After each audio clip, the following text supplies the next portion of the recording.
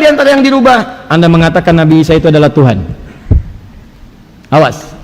Anda mengatakan ibunya sempurna, suci dan sebagainya. Kemudian dari situ melahirkan seorang anak, diangkat jadi Tuhan. Satu jadi tiga, tiga di antara satu dan sebagainya. Oh, tadi Anda sudah mendengar dan melihat tayangan langsung ceramahnya Ustadz Adi Hidayat.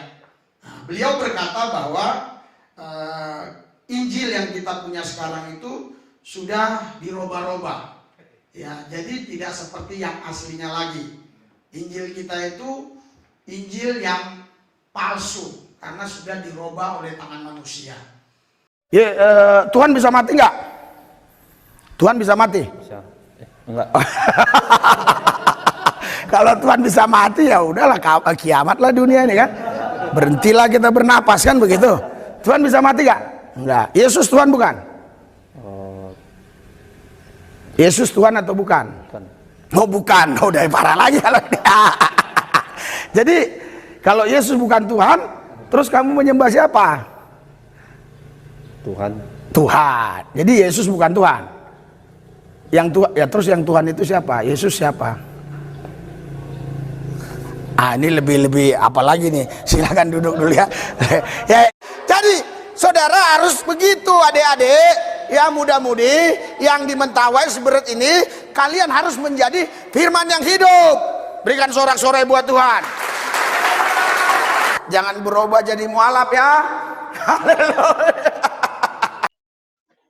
Assalamualaikum warahmatullahi wabarakatuh. Berjumpa lagi dengan Jadi HMC ya, channel yang mengedukasi dan menghibur. Pendeta Risuli Lubis teman-teman ya.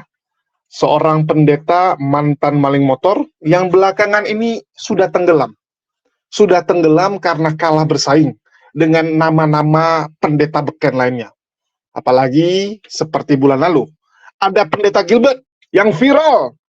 Yang viral dengan statementnya yang membandingkan zakat dan cara sholat umat muslim dengan perpuluhan dan cara ibadah orang Kristen. Gilbert seorang pendeta besar, buat perkataan sensasi, buat pernyataan yang blunder, tentu saja akan membuat dia itu jatuh ke dalam lubang. Itu pendeta Gilbert. Belum lagi, ada debat yang diadakan oleh Kodondi melawan pendeta Mel Atok dan Budi Asali. Dua pendeta yang sudah malang melintang di dunia debat. Dua pendeta senior yang jemaatnya itu ribuan orang ya. Jadi mereka dua berdebat dan tentu saja itu menyita perhatian publik juga. Menyita perhatian para laskar Polikardus.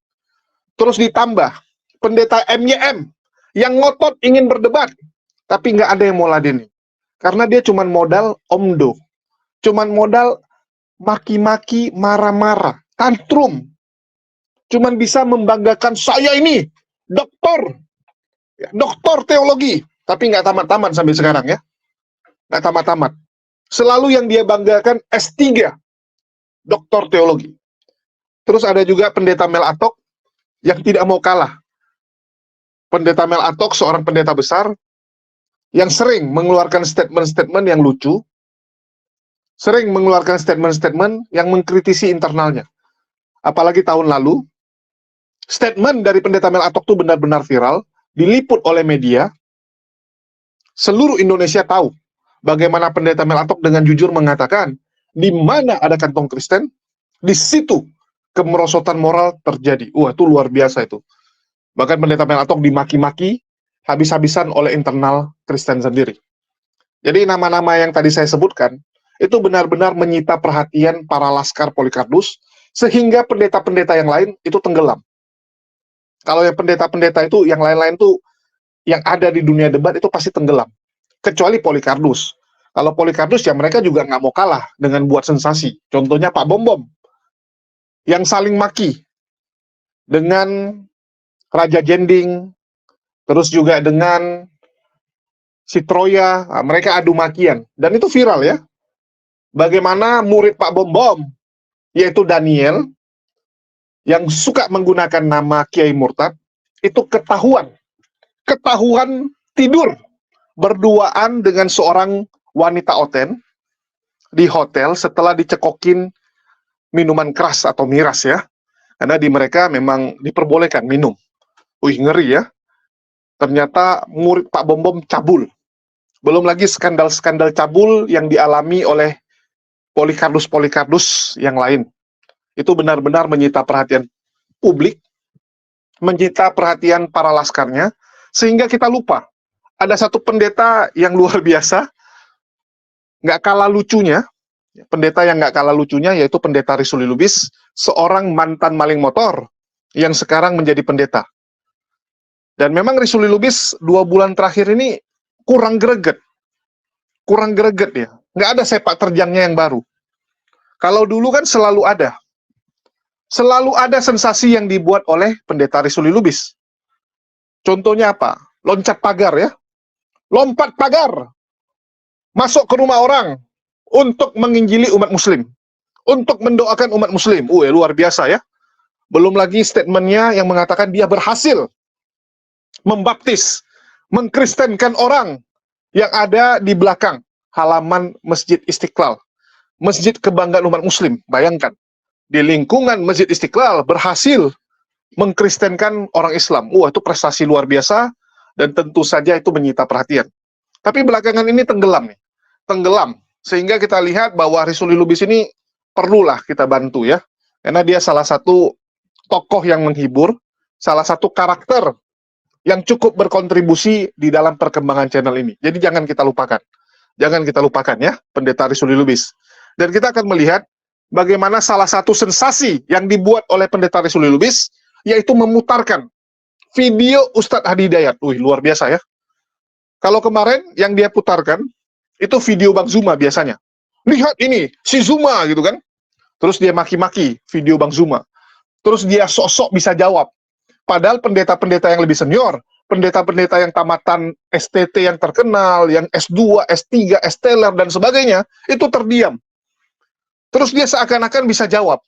Seakan-akan dia lebih hebat dari pendeta lain untuk meyakinkan laskar-laskar Polikarpus. Biasa gitu ya. Yang dia lawan video. Padahal jawaban dia nggak nyambung. Jawabannya nggak nyambung. Yang penting bacot. Yang penting bersuara. Yang penting teriak-teriak. Luar biasa. Nah, itulah Risuli Lubis.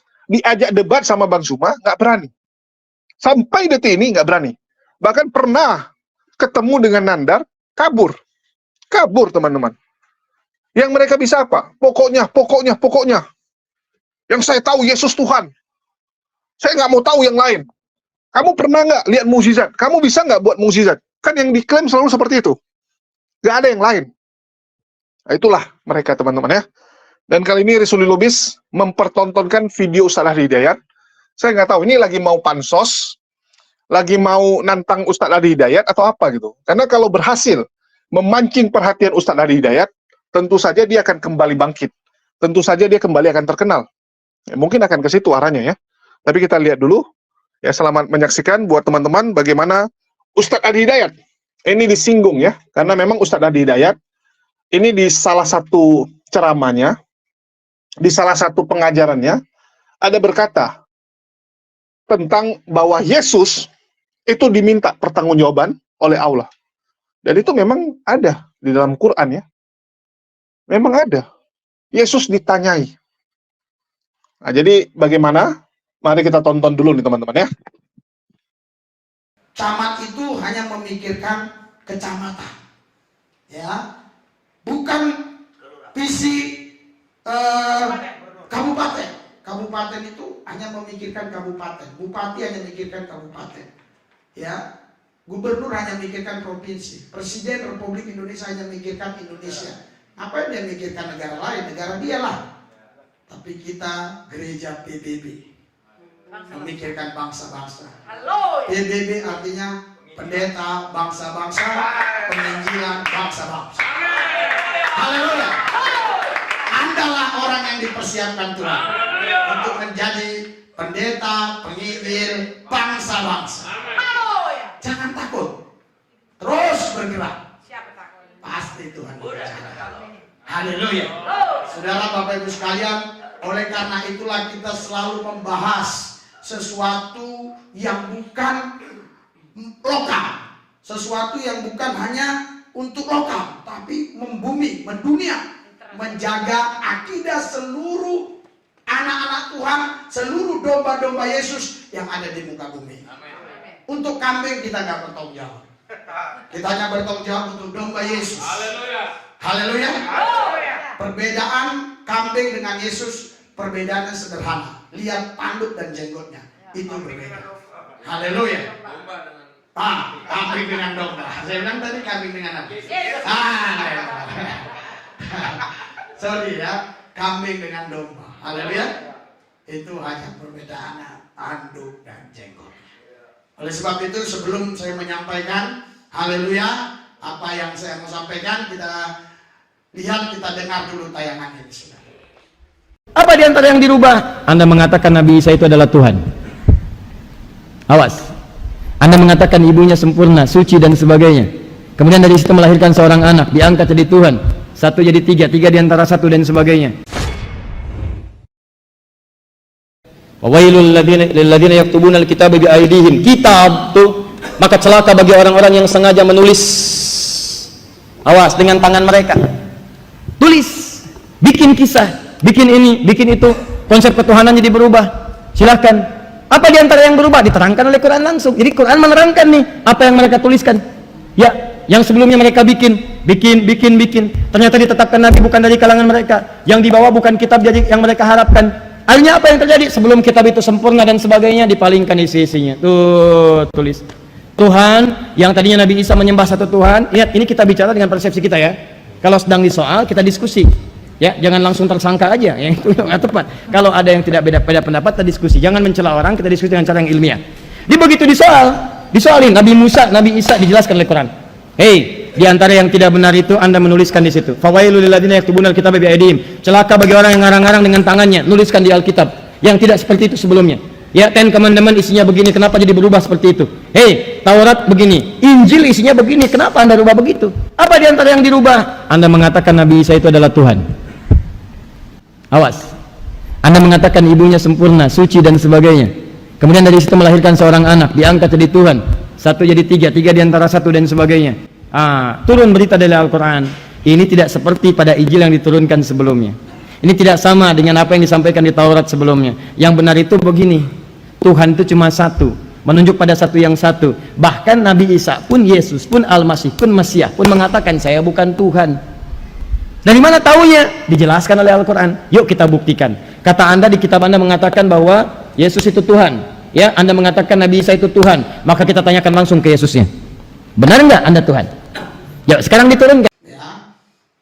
Tadi Anda sudah mendengar dan melihat tayangan langsung ceramahnya Ustadz Adi Hidayat. Nah, beliau berkata bahwa Injil yang kita punya sekarang itu sudah dirubah-rubah. Ya, jadi tidak seperti yang aslinya lagi. Injil kita itu Injil yang palsu karena sudah dirubah oleh tangan manusia. Kalau memang Injil kita ini Injil palsu, saya kembali bertanya lagi kepada Bapak Ustadz Adi Hidayat. Ya, yang aslinya di mana? Kalau Bapak ketemu yang aslinya, ketik FB saya Risuli Lubis, saya mau lihat yang aslinya. Kita bisa ketemu di Hotel Indonesia, di Hotel Hyatt, di mana saja kita bisa ketemu. Ya, kalau Bapak bisa tunjukkan yang aslinya, baru itu namanya Bapak seorang akademisi yang baik. Bapak seorang intelektual. Bapak seorang yang memang betul-betul mengucapkan kata-kata yang benar. Tapi kalau Bapak hanya bisa katakan Injil yang kami pegang sekarang ini palsu karena sudah dikotak-katik oleh tangan manusia, ya, Bapak nggak bisa buktikan secara ilmiah, nggak bisa buktikan mana yang aslinya, berarti Bapak omdo, Ustadz omong doang, ya, berita hoak atau asbun asal bunyi.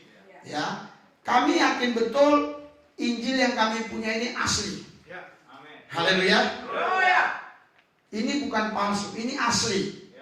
Kenapa asli? Karena Injil ini dijagai oleh Tuhan. Haleluya. Nggak mungkin bisa dipalsukan oleh siapapun.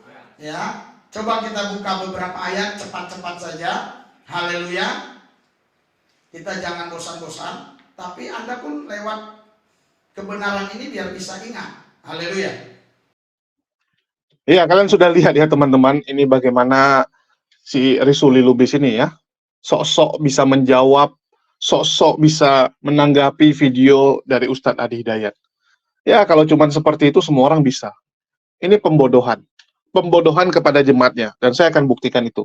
Tapi sebelumnya saya akan putarkan dulu ya, yang lebih panjang, pernyataan dari Ustadz Adi Hidayat yang videonya itu dipotong oleh si pendeta Risuli Lubis ini. Mari kita dengarkan. Wawailul ladzina yaktubuna alkitaba biaydihim. Kitab tuh, maka celaka bagi orang-orang yang sengaja menulis. Awas dengan tangan mereka. Tulis, bikin kisah, bikin ini, bikin itu. Konsep ketuhanan jadi berubah. Silahkan. Apa di antara yang berubah? Diterangkan oleh Quran langsung. Jadi Quran menerangkan nih apa yang mereka tuliskan. Ya, yang sebelumnya mereka bikin. Ternyata ditetapkan Nabi bukan dari kalangan mereka. Yang dibawa bukan kitab jadi yang mereka harapkan. Akhirnya apa yang terjadi? Sebelum kitab itu sempurna dan sebagainya, dipalingkan isi-isinya. Tuh, tulis. Tuhan, yang tadinya Nabi Isa menyembah satu Tuhan. Lihat, ini kita bicara dengan persepsi kita ya. Kalau sedang disoal, kita diskusi. Ya, jangan langsung tersangka aja, ya itu nggak tepat. Kalau ada yang tidak beda pendapat, kita diskusi. Jangan mencela orang, kita diskusi dengan cara yang ilmiah. Di begitu disoalin Nabi Musa, Nabi Isa dijelaskan oleh Quran. Hei, di antara yang tidak benar itu Anda menuliskan di situ. Fawailul ladzina yaktubuna alkitaba biaydihim. Celaka bagi orang yang ngarang-ngarang dengan tangannya, nuliskan di Alkitab yang tidak seperti itu sebelumnya. Ya, Ten Commandment isinya begini, kenapa jadi berubah seperti itu? Hei, Taurat begini, Injil isinya begini, kenapa Anda rubah begitu? Apa di antara yang dirubah? Anda mengatakan Nabi Isa itu adalah Tuhan. Awas, Anda mengatakan ibunya sempurna, suci dan sebagainya. Kemudian dari situ melahirkan seorang anak, diangkat jadi Tuhan. Satu jadi tiga, tiga diantara satu dan sebagainya. Turun berita dari Al-Quran. Ini tidak seperti pada Injil yang diturunkan sebelumnya. Ini tidak sama dengan apa yang disampaikan di Taurat sebelumnya. Yang benar itu begini, Tuhan itu cuma satu, menunjuk pada satu yang satu. Bahkan Nabi Isa pun, Yesus pun, Al-Masih pun, Mesias pun mengatakan saya bukan Tuhan. Dari mana taunya? Dijelaskan oleh Al-Quran. Yuk kita buktikan. Kata Anda di kitab Anda mengatakan bahwa Yesus itu Tuhan. Ya, Anda mengatakan Nabi Isa itu Tuhan. Maka kita tanyakan langsung ke Yesusnya. Benar nggak Anda Tuhan? Ya, sekarang diturunkan. Kan tadi kita sepakat bahwa Allah tidak akan berdusta. Allah Maha tahu, Allah Maha segalanya. Maka diturunkan di Al-Quran. Buka Quran surah kelima Al-Maidah ayat 116. Awas, hati-hati. Wa idh qala Allahu ya Isa ibn Maryam anta qulta lin-nasi ittakhiduni wa ummiya ilahaini min dunillah. Pertama, kalau Anda mendengar berita kemudian yang tidak pasti, klarifikasi pada sumber pertamanya. Ya, disebutkan oleh satu orang, Ustadz Adi Hidayat katanya, konon kabarnya hal ini tidak akan masuk kajian. Maka yang pertama Anda tanyakan kemudian kepada sumbernya langsung, siapa yang terkoneksi dengan Ustadz Adi Hidayat. Kalau perlu tanyakan Ustadznya langsung, Ustadz, apakah malam ini Ustadz tidak akan masuk kajian? Oh betul, saya tidak masuk kajian, saya itu masuk masjid, di masjid isi kajian. Bisa sampaikan. Jelas, ada kesalahan tulis di SMS, tanya, Ustadz, apakah Ustadz bisa mengisi hati ini? Wah, klarifikasi, maksudnya hari ini, cuman R jadi T, hati ini, gitu kan? Bisa, kejadian tuh. Kadang-kadang ada yang begitu, pertanyaan, habis Ramadan munculnya, ya, Ustadz bagaimana hukumnya lamaran di bulan Ramadan? Belum dijawab tuh, di bawahnya tulis, kalau memang boleh, kapan Ustadz datang ke rumah? Kadang-kadang, ada aja yang begitu tuh, masuk. Klarifikasi, tanyakan, ini barangkali salah tulis, kalau mengisi hati ini saya mesti izin istri dulu. Ya, begitu dilihat, oh bukan, maksudnya hari ini, tanyain langsung, jangan diupload. Diupload jadi masalah. Ada berita yang nggak bagus, tanyakan. Muncul Quran surah ke-49 misalnya ayat ke-6. In ja'akum fasiqun binaba'in fatabayyanu. Hei orang beriman, kalau ada berita yang tidak benar, cek dulu pada pemiliknya. Tanyakan, benar nggak? Nah, tadi mengatakan Nabi Isa ngaku Tuhan. Allah nanya langsung ke Nabi Isanya. Mudah bagi Allah mengatakan begini, itu nggak benar. Isa nggak pernah ngaku Tuhan. Mudah, karena Allah Maha tahu. Tapi kenapa kemudian langsung ditanyakan kepada Nabi Isa supaya keluar langsung di lisannya? Persis seperti iblis disebutkan oleh Allah. Nih, ingkar, sombong. Quran surah 2 ayat ke-34. Wa idh qulna ya lil malaikati isjudu li adama fasajadu illa iblis aba enggan wastakbar, sombong. Dari mana tahu sombongnya? Kalau Allah langsung mengatakan, nih dia sombong nggak mau sujud nih, maka iblis bisa berkata, nggak kok saya nggak sombong. Tapi ayat itu baca dengan Quran surah 7 ayat 11 sampai dengan 13. Ditanyakan langsung di lisannya, qala ma mana'aka alla tasjuda idh amartuk. Hei kamu, kenapa kamu nggak mau sujud ketika saya perintahkan? Ini bukan masalah sujudnya, tapi ini perintah saya. Kenapa kamu nggak mau sujud? Qala ana khairum minhu khalaqtani min narin wa khalaqtahu min tin. saya lebih hebat daripada Adam. Kau ciptakan saya dari api, dia dari tanah. Tidak layak orang yang levelnya lebih tinggi mesti hormat kepada yang lebih rendah. Sombong. Keluar, begitu keluar di lisannya tidak ada celah untuk mengelak. Sekarang Allah tanya langsung ke Nabi Isa. Ditanyakan, Isa anaknya Maryam, langsung dengan binnya, ya Isa bin Maryam, Isa anaknya Maryam, langsung dengan binnya supaya tidak salah di kemudian hari. Lihat, anta qulta lin-nasi ittakhiduni wa ummiya ilahain min dunillah. Apakah engkau pernah mengatakan pada nas manusia? Nas disebutkan 221 kali dalam Al-Quran. Nas kalau disebutkan menunjuk semua manusia tanpa kecuali. Seakan Allah ingin mengatakan, hei, jangan sampai kelewat nih. Ada enggak dari semua manusia itu pernah ngaku ke satu orang aja, kamu Tuhan, ibumu Tuhan? Pernah enggak ngaku begitu? Semua manusia pastikan ya, ingat-ingat, kecil, besar, tua, muda, laki-laki, perempuan, pernah ngaku enggak? Kata Isa, enggak pernah saya. In kuntu qultu laqad alimta. Ya Allah, engkau Tuhan. Kalau saya pernah katakan, pasti engkau mengetahui lebih daripada saya. Itu kalimat yang ngalir di lisannya. Indah sekali. Di pertama, Nabi saja yang dikatakan mengaku Tuhan, Nabinya sendiri mengatakan saya bukan Tuhan. Jadi kalau orang yang mengatakan saya bukan Tuhan dan Anda menuhankannya, berarti ada yang salah dengan pemikiran Anda. Ini kaidah Quran, logikanya Quran. Anda katakan, kata Anda, beliau ngaku Tuhan. Nabi ngaku Tuhan, Isa, Yesus, Mesias ngaku Tuhan. Saya tanyain langsung ke nabinya, saya tanya Yesusnya, saya tanya Isanya, saya tanya Mesiasnya, kamu benar ngaku Tuhan? Isa jawab, enggak. Kalau saya ngaku Tuhan, pasti engkau lebih tahu ya Allah. Nih kata Isanya, dia nggak ngaku Tuhan. Kenapa kau masih mempertuhankan? Logis gak? Anda katakan kemarin dia ngutang, saya tanya orangnya, kamu ngutang kemarin? Enggak. Kalau saya ngutang Bapak kan tahu. Kan saya ada di situ, Bapak tahu apa yang saya lakukan. Tuh bawa orangnya sampai bilang, nih kata orangnya enggak kok ngutang, enggak. Orangnya bilang enggak, Anda masih katakan ngutang, kan aneh. Paham nggak? Nah itu logika yang sangat jelas sekali. Sekarang turunin lagi, masih belum terima juga, nggak bisa, kamu tetap Tuhan. Oh, gimana? Ya kalau begitu gini deh, kata Allah saya terangin lagi nih. Pertama, sifat Tuhan mesti beda dengan makhluk. Khalik beda dengan makhluk. Nih, lihat sini kata Allah. Turunkan. Muncul Quran ke 112. Ini kan udah nih. Muncul yang ini. Awas ya, ini diskusi nih. Ini diskusi. Jadi jangan menjelek-jelekan, kita di sini sedang membahas tentang isi kitab kita. Kata kitab kita begini. Kalau tidak sepakat dibantah dengan isi kitab Anda. Terus kita diskusikan. Jelas ya? Tanpa harus menyoal satu dengan yang lainnya. Kalau masih beda pendapat, kita saling doakan. Kami yang mendoakan, insya Allah tetap kita bisa minum teh bersama. Ya, baik. Kalau perlu kita bayarin, insya Allah. Nah sini, Qul, katakan Muhammad. Nah, Anda kan masih nggak ngaku nih, masih mau nyoal pada orangnya enggak? Katakan, yuk kita ajarkan konsep ketuhanan. Qul, katakan, Huwallahu. Lihat sini, kalau Anda mau menjadikan seseorang sebagai Tuhan, saya kasih contoh kata Allah. Allah. Nih, Allah, saya Tuhan. Sifat Tuhan itu kata Allah, ahad. Mesti ahad. Nggak bisa ada Tuhan itu tidak ahad. Allah sifat pertamanya mesti ahad. Ingat, karena Tuhan itu mesti beda dengan makhluk. Khalik beda dengan makhluk. Kalau makhluk berpasangan, buka Quran surah 51 ayat 49, paling kiri sebelah bawah. Quran surah 51 ayat 49.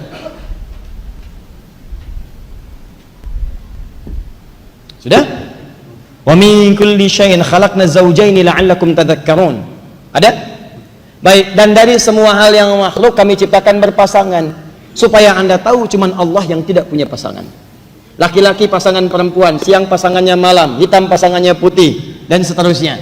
Baik, ada pasangan-pasangan, hewan punya pasangan, jantan dengan betina, tumbuhan punya pasangan, putik dengan benang sari. Ada pasangannya supaya kamu sadar yang tidak punya pasangan cuman Allah, cuma Tuhan. Nah, prinsipnya bukan karena pasangannya, prinsipnya sifat Tuhan mesti beda dengan manusia. Kalau manusia berpasangan, maka Tuhan nggak boleh berpasangan.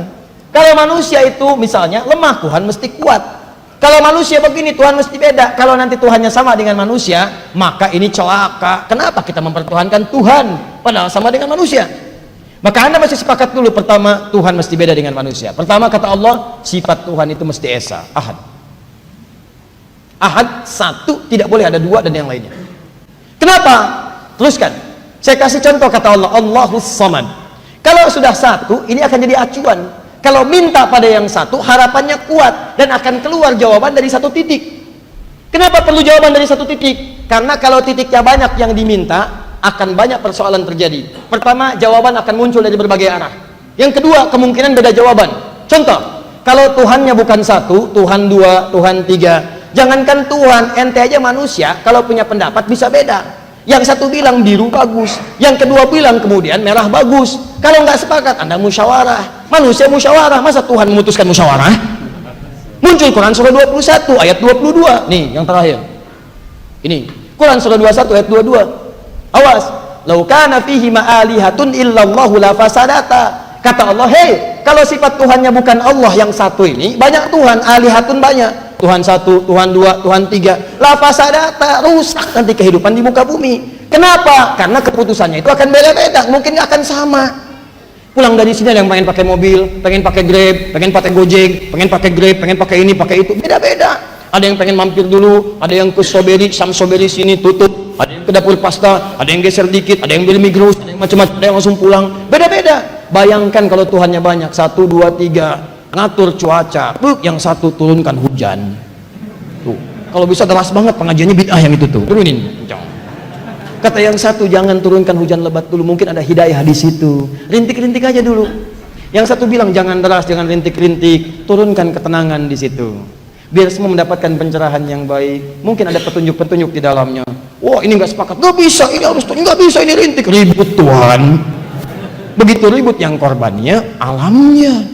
Turun marah-marah, dan Tuhan bawa ini, Tuhan bawa itu, ribut. Kalau Tuhannya ribut, yang sengsara makhluknya. Luar biasa lawaknya ya teman-teman. Inilah kalau saya bilang bodohnya Risuli Lubis ya. Mohon maaf saya gunakan kata yang agak kasar. Karena memang dia sama sekali nggak ngerti. Kita tahu Risuli Lubis ini kan mantan maling motor. Terus tiba-tiba jadi pendeta yang sebelumnya kalau mau nyari makan itu harus copet, harus curi motor orang. Kalau sekarang curi domba. Lebih gampang. Kalau nggak curi orang, untuk diubah jadi domba. Nah, itu yang mereka lakukan sekarang. Ya, yang dilakukan oleh Risuli Lubis, dan kita tahulah. Ya, kita tahulah background dia, kelakuan dia. Di sini saya ingin sampaikan beberapa hal, pernyataan bodoh dari Risuli. Saya katakan pernyataan bodoh ya. Dan saya harap di sini ada jemaat dia yang menonton, ada laskar-laskar Polikardus yang ngefans sama dia yang menonton. Yang pertama ya, dia ngomong apa? Bupati, presiden ya, nggak perlu mikirin yang lain. Pikirkan tempat dia sendiri. Presiden cuma perlu mikir negaranya sendiri. Saya sampai bingung gitu. Dan jemaatnya iya gitu kan. Inilah saya bilang, orang kalau sudah terdoktrin mati, akalnya sudah tertutup, berat memang. Berat sekali. Bagaimana mungkin presiden itu cuma mikirin negaranya? Itu presiden yang bodoh. Saya katakan ya, kalau ada presiden yang hanya mikirin bagaimana ngurusin negaranya, itu presiden bodoh. Kenapa seperti itu? Karena yang namanya presiden, itu bukan hanya mikirin negaranya. Dia harus mengerti yang namanya geopolitik dunia. Dia harus ngerti. Kalau enggak, ya kan dia akan babak belur, negaranya akan babak belur. Kalau dia cuma mikir negaranya tanpa tahu apa yang terjadi di luar sana, tanpa dia pikir langkah-langkah yang akan diambil oleh negara lain. Kita harus tahu gitu kan, apa yang sedang terjadi di dunia luar. Kira-kira apa yang akan terjadi sama kita? Kira-kira tindakan apa yang akan diambil oleh negara lain? Kita bukan sedang hidup sendiri, teman-teman. Kecuali negara kita atau negara presiden tersebut menerapkan sistem tirai bambu seperti Cina. Nggak mau berhubungan dengan dunia luar. Mengembargo dirinya sendiri. Bukan diembargo dari luar, tapi embargo diri sendiri, nggak mau hubungan dengan dunia luar. Itu masih oke. Tapi kita nggak bisa, teman-teman. Di zaman sekarang nggak bisa. Indonesia harus tahu apa yang terjadi di luar. Perang yang sedang terjadi di Timur Tengah, bisa nggak merambat ke Indonesia? Bisa nggak berimbas dengan ekonomi kita? Buktinya apa? Ekspor kita turun. Karena negara di luar, di Eropa, sedang pusing dengan perang. Kalau kita nggak mikirin, kita nggak lihat, ya, kita nggak analisa yang terjadi di luar, ya kita bodoh gitu kan. Produksi, tiba-tiba permintaan turun. Ya udah barangnya keduduk. Terduduk barangnya, salah-salah busuk, rugi kita. Kita harus tahu di luar. Kamu sibuk misalnya, oh saya jualan nih, saya cuma pikirin toko saya nggak mau tahu yang di luar. Itu kamu gawat, teman-teman. Kamu jualan, kamu nggak lihat dunia luar, nggak lihat toko di sekeliling kamu mampus. Kamu jual roti, oke, roti kamu laku. Ya, roti kamu laku. Kamu nggak lihat di luar, di depan toko kamu itu sedang ada renovasi, sedang ada toko roti baru yang sedang mau dibuka, ya, sedang ada pembangunan toko roti baru. Karena kamu nggak pernah lihat luar, kamu nggak tahu. Kamu pikir, saya akan tetap laku. Begitu dia buka, babak belur kamu. Karena tokonya lebih bagus, rotinya lebih murah, rotinya lebih enak. Mati nggak kamu? Mati. Karena kamu nggak lihat yang di luar. Terus kamu produksi roti. Rupanya di luar, orang udah nggak mau makan roti. Orang sudah makan kafe, sudah makan tempat lain, sudah ada kompetitor lain. Mati nggak kamu? Mati. Karena kamu sibuk cuma mikir kamu sendiri. Oh, permintaan banyak nih. Ya udah, saya stok lebih banyak tepung. Saya beli mesin-mesin yang baru. Produksi. Rupanya nggak laku. Karena dia nggak lihat luar. Presiden nggak boleh gitu. Bupati juga nggak boleh gitu. Bupati itu harus tahu di luar sedang terjadi apa. Kabupaten lain gimana? Nggak bisa, dia cuma mikirin sendiri. Nah, itulah saya bilang bodohnya Risuli Lubis. Sok-sok pintar, tapi nggak ngerti apa-apa. Kalau kamu cuma lihat diri sendiri, kamu seperti katak dalam tempurung. Katak dalam tempurung, pikirnya dunia cuma seluas itu. Ya, seluas daun kelor, memalukan. Ini biar pendeta Risuli Lubis agak terbuka otaknya ya. Agak terbuka. Anda bukan pendeta bangsa-bangsa. Anda pencuri domba gereja lain, itu baru benar. Pendeta Risuli Lubis nggak pernah jadi pendeta bangsa-bangsa. Kalau cuman bilang, oh saya pernah ke Malaysia penginjilan, oh saya pernah ke Brunei penginjilan, aduh. Cuman datang ke sana terus penginjilan, semua orang juga bisa. Semua orang juga bisa. Tapi apa impact kamu? Apa yang sudah kamu lakukan? Saya mau tanya nih teman-teman, menurut kalian, ada nggak kontribusi pendeta Risuli Lubis kepada kekristenan yang positif? Coba saya tanya, lebih banyak positifnya atau negatifnya? Karena setahu saya, Risuli Lubis ini adalah salah satu pendeta yang punya dampak negatif. Kenapa saya bilang gitu? Dia menunjukkan ya, bagaimana kekristenan itu memaksa orang-orang yang sudah beragama untuk ikut kepada agamanya. Itu nggak baik. Itu pelanggaran undang-undang. Risuli Lubis itu adalah salah satu pendeta yang paling banyak melanggar undang-undang. Mengajak orang yang sudah beragama, itu nggak boleh. Menurut dia boleh, tapi menurut undang-undang kita nggak boleh. Sekarang kita mau ikut mana? Mau ikut yang mana? Banyak orang Kristen bilang ya, oh ini undang-undang nggak fair, nggak adil gitu. Ya udah, ubah dulu undang-undangnya. Ubah dulu kalau kalian mau. Kalau nggak, kalian akan tetap melanggar. Itu problemnya. Ya, itu problemnya. Terus, dia mengatakan, ini Ustadz Hadi Hidayat asal ngomong gitu kan. Mengatakan bahwa Bible sudah dirubah-rubah. Artinya sudah palsu. Kita nggak pernah mau bilang palsu ya. Kita bilang sudah diubah. Ya, sudah diubah. Terus tidak asli. Bible itu sudah tidak asli. Kenapa umat muslim bisa bilang seperti itu? Ya tentu saja dasarnya Quran. Itu yang pertama.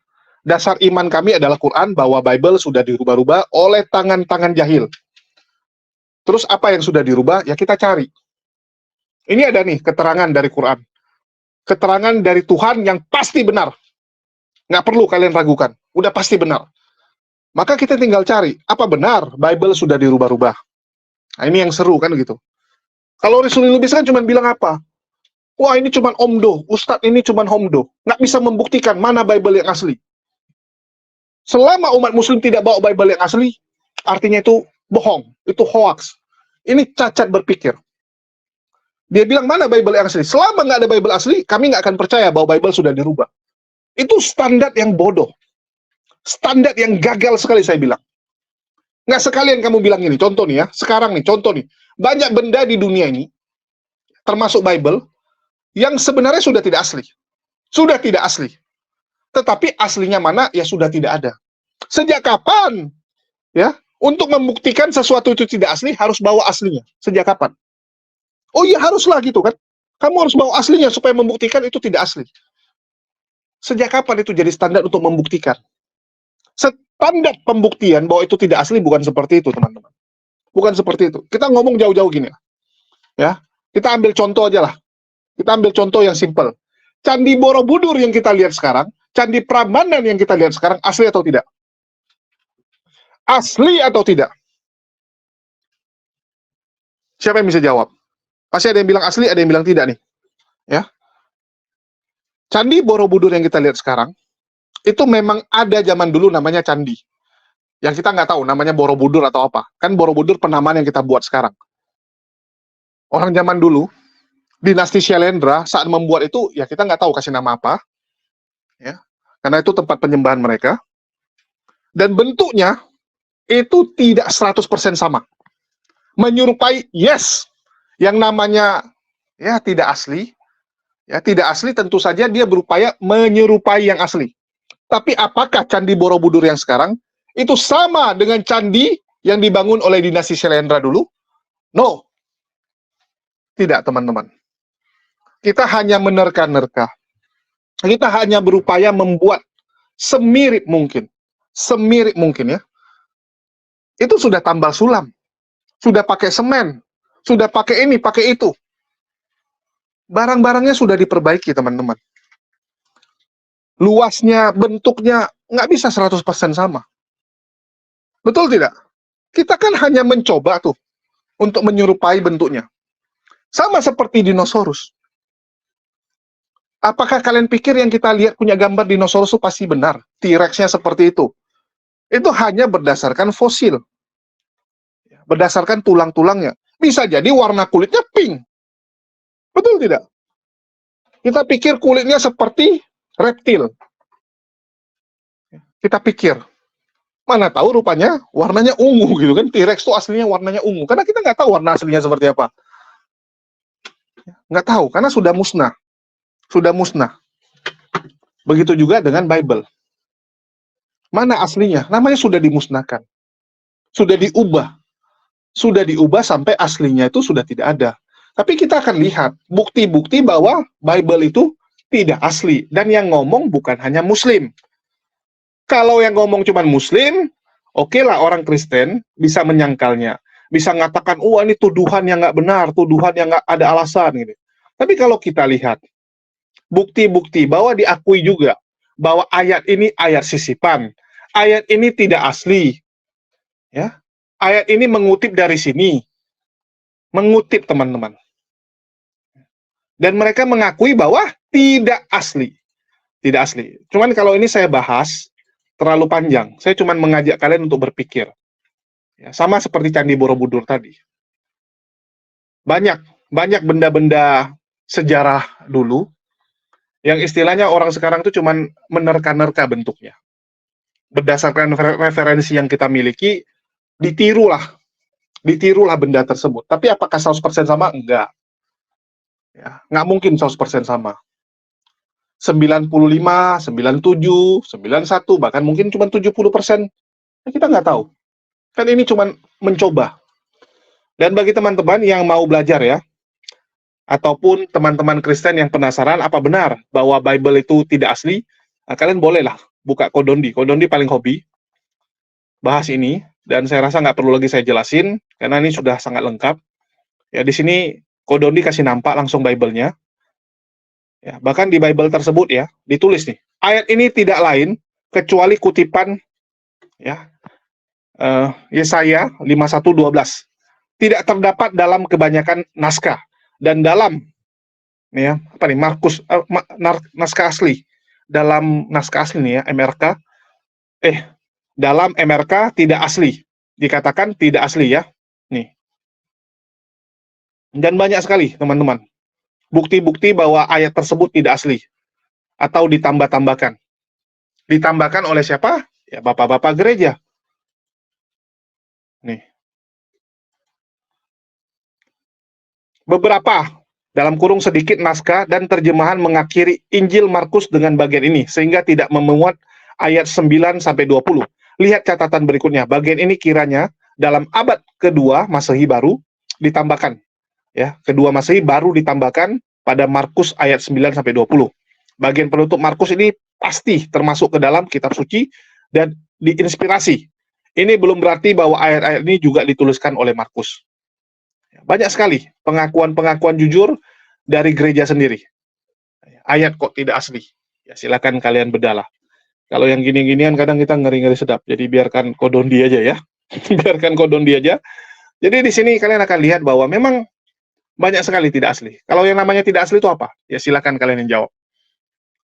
Kalau gereja saja sudah mengakui bahwa ayat ini tidak asli, artinya apa teman-teman? Menurut kalian artinya apa?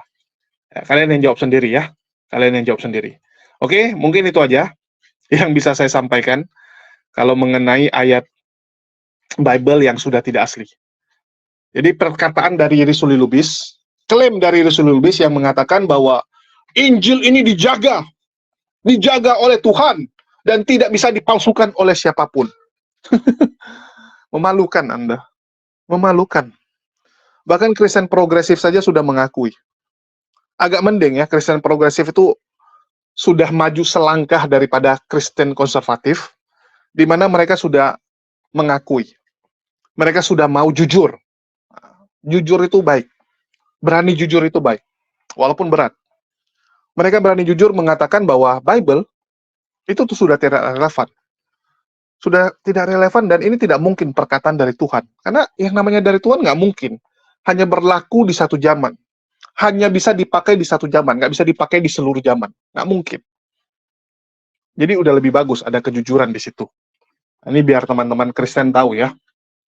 Kalau masalah ayat yang dipalsu-palsukan, ayat-ayat apa aja, datanya mana, silakan sama Kodondi aja. Jangan sama saya. Kalau mau marah pun jangan marah sama saya ya. Karena itu sudah dibuktikan dari jauh-jauh hari. Sudah banyak sekali yang membuktikan bahwa itu ayat-ayat yang ditambahkan, yang disisipkan. Ayat yang tidak asli. Oke? Mungkin itu aja yang bisa saya sampaikan. Terima kasih buat teman-teman semua yang udah nyimak dan mendukung channel ini. Dan sedikit pengumuman teman-teman ya. Untuk kesekian kalinya, saya umumkan bahwa channel kita, channel saya yang namanya Kisah HMC, itu akan mulai mengudara dengan format baru, yaitu podcast. Ya, dengan sistem podcast. Nama channelnya adalah Kisah HMC. Jangan lupa di-subscribe ya. Ini kemarin teman-teman datang untuk syukuran di studio baru HMC. Walaupun masih banyak kekurangan, tapi saya rasa sambil jalan lah. Karena kalau mau tunggu semua sempurna, nggak jalan-jalan. Jadi banyak teman-teman nanya gitu kan, Bang itu udah lengkap semua belum? Bahkan kemarin ada beberapa teman-teman yang datang bilang, loh ini kok belum ada, nih kok belum ada. Saya bilang kalau nunggu semua lengkap, nggak jalan-jalan gitu. Ada beberapa orang tuh kelemahannya itu. Selalu merasa tunggu lengkap semua baru jalan. Begitu udah lengkap semua, udah bosan, udah malas, udah punya kegiatan yang lain. Terakhir nggak jalan-jalan. Kalau saya lebih memilih, ya udahlah, ada apa aja jalan aja dulu. Kalau Nike bilang ya, Nike bilang, ya just do it. Lakuin aja dulu. Bahkan saya ingat sekali, dulu saya sama Al-Ayubi, ya, saya sama Al-Ayubi itu memulai semuanya itu cuman modal HP ala kadarnya. Ala kadarnya. Bahkan Al-Ayubi lebih sedih, teman-teman. Kalau handphone saya masih handphone lumayan lah. Al-Ayubi itu handphonenya sedih. Karena yang bagus dia kasih anaknya. Dia pakai yang biasa saja. Ya udah, yang penting jalan. Sisanya Allah yang bukakan. Ya, sisanya Allah yang bukakan. Kayak saya sekarang. Yang penting ada tempat, ya, ada kamera, ya udah jalan gitu. Nggak ada mixer untuk audio, nggak ada mixer untuk video, ya, nggak ada mic yang bagus gitu, nggak apa-apa. Yang penting jalan dulu. Walaupun banyak teman bilang, Bang itu suaranya masuk, Bang itu suara narasumbernya kecil, suara abang aja yang gede. Ya mau gimana gitu, pelan-pelan lah. Ya, pelan-pelan. Jadi doakan dan jangan lupa di subscribe ya. Kita akan fokus di situ untuk membagikan kisah-kisah para mualaf dan sedikit informasi ya. Ini sedikit informasi nih. Kalau nanti yang podcast itu ada Ustadz Kainama, ya terus juga ada si Melisa Wongso ya, Melisa Ontoro ya, seorang mualaf juga yang kemarin sempat viral di channel Hidayatullah. Kita undang juga. Terus kita juga ada ngobrol sama Umar, bagaimana kehidupan dia setelah mualaf. Ya, kita sudah rekam juga. Terus juga ada si Luga, si Luga ya. Mungkin kemarin teman-teman ada lihat di komunitas, si Ayam Sayur Luga, itu juga kita undang untuk ngobrol-ngobrol, tapi lagi diedit. Ya, belum sempat, karena kan kita ala kadarnya lah. Ya, karena ala kadarnya jadi agak susah. Yang penting jalan dulu. Nah, jadi kemarin kita juga ada undang Luga bagi teman-teman yang mau lihat kelucuan Luga, karena Luga ini masih menghibur lah, masih lucu juga sampai sekarang. Ini ya. si lontong sayur, si lontong sayur ke Gua Maria. Oke, terus bagi teman-teman jangan lupa juga, ini kemarin Umar ke GBI dia teman-teman, membawa Kasara untuk masuk ke gereja Betel. Oke, terus kita juga punya satu lagi channel cadangan kita, yaitu HMC News, yang memang fokus untuk berita. Jadi bagi teman-teman jangan lupa juga didukung channel HMC News ini ya. Agak susah dicari di menu pencarian, tapi bisa diambil dari komunitas ataupun link yang ada di deskripsi. Mungkin itu aja dari saya. Makasih buat teman-teman semua. Di akhir kata saya ucapkan wassalamualaikum warahmatullahi wabarakatuh. Sampai jumpa di lain kesempatan.